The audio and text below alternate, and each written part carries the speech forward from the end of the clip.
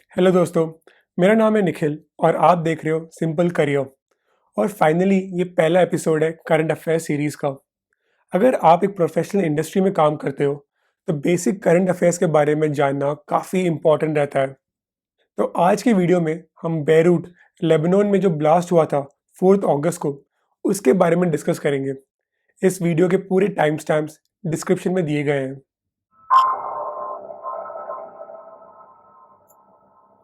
Beirut Lebanon का capital है। तो 4 अगस्त को तकरीबन शाम के 6 बजे बेरूट पोर्ट के पास जो एक वेयरहाउस है उसमें आग लगी। अब आग लगने का रीज़न क्या है वो अभी भी अननोन है।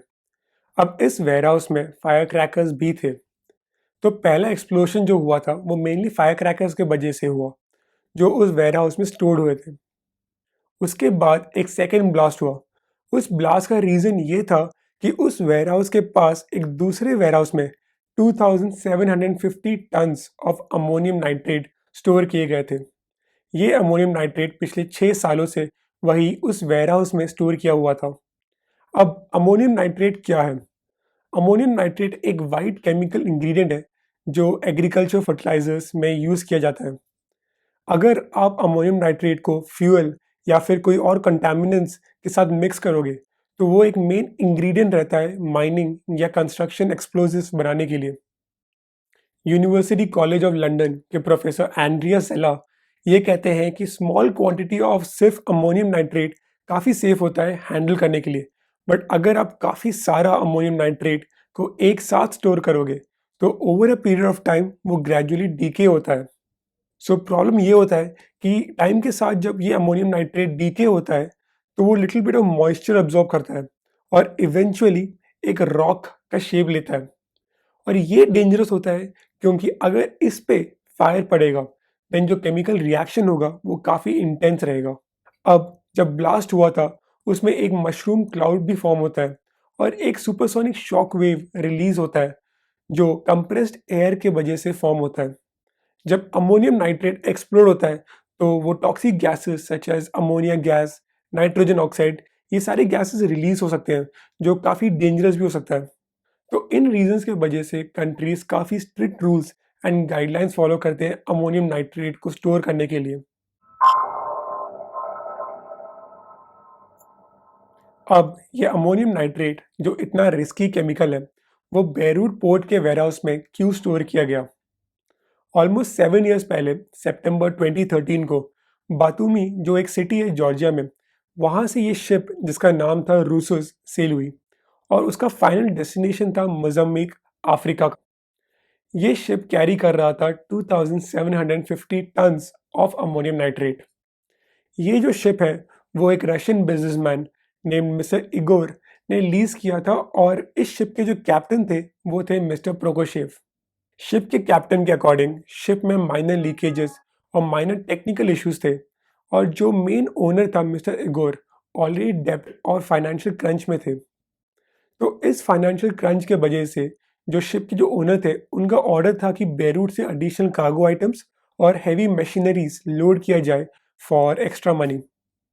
ये शिप जॉर्जिया से ग्रीस गई जहां उन्होंने रिफ्यूलिंग के लिए हॉल्ट किया और ड्यू टू फाइनेंशियल और टेक्निकल इश्यूज के वजह से उसे अनस्केड्यूल्ड डिटूर लेना पड़ा बेरूट लेबनान की ओर। तो इन 2013 रूसस शिप बेरूट पहुंची। अब जब इस शिप ने बेरूट में डॉक किया उनके फाइनेंशियल क्रंच के वजह से वो पोर्ट फीस पे नहीं कर पाए जिसके कारण लेबनीज पोर्ट अथॉरिटीज़ ने शिप को इम्पाउंड कर लिया।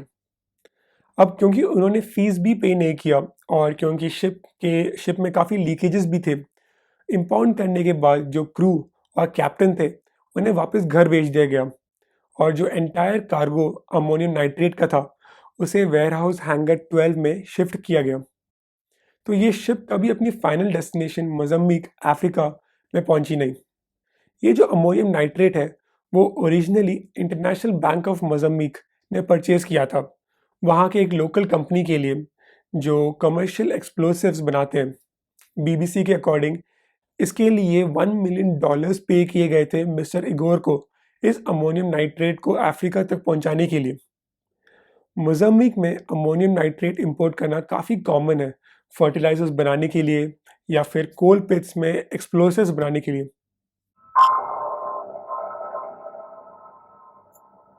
अब ये जो अमोनियम नाइट्रेट है वो अगस्त 2014 से 4 अगस्त 2020 तक उसी वेयरहाउस में रखा गया था। न्यूज़ के अकॉर्डिंग बेरूट पोर्ट के जो कस्टम्स थे उन्हें मालूम था कि इतनी सारी अमोनियम नाइट्रेट को स्टोर करना काफ़ी रिस्की हो सकता है और वो जानना चाहते थे गवर्नमेंट से कि उसे कैसे डिस्पोज किया जाए। सो ऑलमोस्ट 6 ईयर्स के लिए अनफॉर्चुनेटली उसी हैंगर में रखा गया। ये भी शो किया जा रहा है कि कस्टम्स ने काफ़ी ऑफिशियल लेटर्स भी भेजे थे कि इस अमोनियम नाइट्रेट को एक्सपोर्ट किया जाए या फिर आर्मी को दिया जाए या फिर जो लेबनीज़ कंपनीज हैं जो कमर्शियल एक्सप्लोसिव्स बनाते हैं उन्हें दिया जाए, बट अनफॉर्चुनेटली इसका कोई एक्शन नहीं हुआ। इस ब्लास्ट के वजह से 137 लोग मारे गए और मोर देन 5000 लोग इंजर हुए और काफ़ी लोग अभी भी मिसिंग हैं। According to the United States geological survey, जो ब्लास्ट था उसका मैग्नीट्यूड 3.3 लोकल अर्थक्वेक का डिटेक्ट किया गया था। एक्सप्लोजन इतना स्ट्रॉन्ग था कि उसका small effect northern Israel and Cyprus जो ऑलमोस्ट 240 किलोमीटर्स दूर है वहाँ तक उसका इफेक्ट फील हुआ। सिटी में डेफिनेटली काफ़ी डैमेजेस हुई है। सिटी का second largest grain storage completely destroy हो गया है और जो काफ़ी बड़ा इम्पैक्ट है क्योंकि कोविड की वजह से ऑलरेडी काफ़ी food shortage and financial crunch था। Almost 15,000 tons of grain destroy हुआ है इस एक्सप्लोजन की वजह से। ऑलमोस्ट 2.5 to 3 लाख लोगों के होम्स भी डिस्ट्रॉय हो गए हैं। हिस्ट्री में ये पहला ब्लास्ट नहीं था अमोनियम नाइट्रेट के कारण। 1921 में 4,500 टन्स ऑफ अमोनियम नाइट्रेट की वजह से जर्मनी के एक प्लांट में एक्सप्लोजन हुआ जिसमें 500 लोग मारे गए थे। 1947 में टेक्सास यूएस में सेम रीजन के वजह से एक्सप्लोजन हुआ जिसमें 581 लोग मारे गए और रिसेंटली 2015 में चाइना में एक्सप्लोजन हुआ जिसमें 173 लोग मारे गए। सो डेफिनेटली अमोनियम नाइट्रेट को प्रॉपर्ली स्टोर करना काफ़ी इम्पॉर्टेंट रहता है ताकि ऐसे डिजास्टर्स इवेंट्स अवॉइड कर सकते हैं। So thank you guys for watching. उम्मीद है कि आपको ये वीडियो काफ़ी इंफॉर्मेटिव लगा होगा और डेफिनेटली ऐसे और वीडियोस देखने के लिए सब्सक्राइब और लाइक ज़रूर कीजिए। So until next time, take care.